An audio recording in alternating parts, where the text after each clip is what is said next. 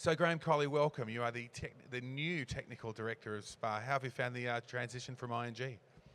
Well, after 2 years, it's a busy job, but Yeah. I mean, we've got the conference going today, which is a great sort of end for a lot of work that we put into it. Okay, have you got a conference highlight? I mean, because I know you've been, incredibly involved in the agenda and who's speaking. Is there something that you're looking forward to more than anything else?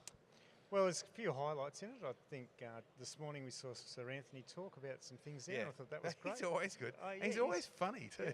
Yeah. Oh, he's good. Yeah, I mean, for a person like that, he's certainly knowledgeable. Yeah. And really good. And then I think there was some sessions there today which are good. The one Peter Crump's got on pensions. Yeah. Quite like that one. And there's Sky McPherson. We've got her tomorrow, and she's talking about international changes, like why does a ship leave a port, and what will that mean for particular investments? Kind of making some rather unusual links. All right, what excites you personally in the SPAA conference? Like, when you go through the thing and you say, I'm not missing that. Like, what's your button? What pushes you where you go, honey, my God, guess what's on today? Well, I never think that. But what do I like? I think that people that are doing topics that are a little bit out of the ordinary. Yeah. Some novelty about what they're doing, different angle. They're the ones I like, and I think Peter Crump's today's just got that quirkiness in it. There's a couple tomorrow, I think, a bit like that as well. Because I look at all the presentations. Yeah.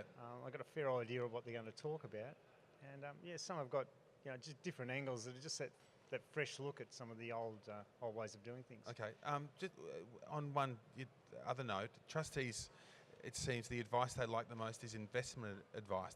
Does that surprise you, or pretty straightforward? They just want to know where they can make the most money. I don't think it's about making the most money, but it's certainly about investment advice and making sure that long term you're going to have enough there for retirement and it's stable.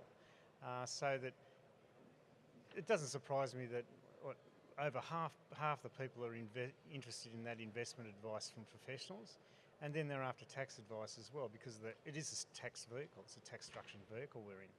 Does it surprise you that there are more and more young people, even into their early 20s, getting into self-managed super funds? It does a little bit, because you've got people that are sort of entering the life cycle of maturity, I suppose, and they've got home mortgages and small businesses they're developing, so you'd imagine that they've got a fair bit of debt. But getting into self-managed super funds, I think people just want that control that they don't seem to be able to find in some of the other funds. Okay, so what's the for a young, mid-20 person? What's the good and the bad?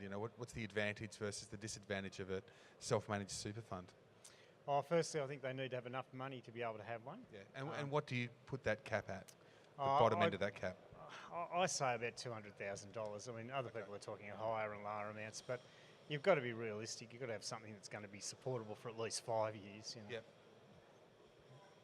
Okay, and then so other advantages or disadvantages?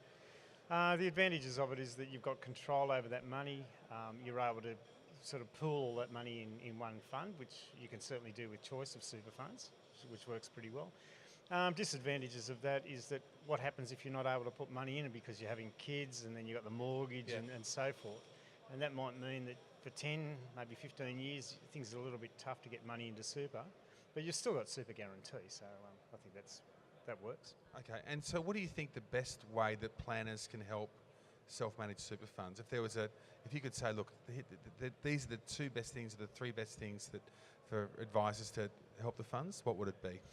Teach somebody to be a coach, what we call a coach seeker, and that is somebody that goes to find advice, but at the same time they're being educated on investments and investment strategy and investment advice and things like that. But always rely on that independent advice, because that's what you go to an advisor for, to get an objective view on how to invest. Okay. All right. Well, great. Well, congratulations on the conference. Thank you. I hope you enjoy it. You look like you're enjoying it. No, yeah, it's been pretty good so far. Good. All right. Thanks for your time. Thanks.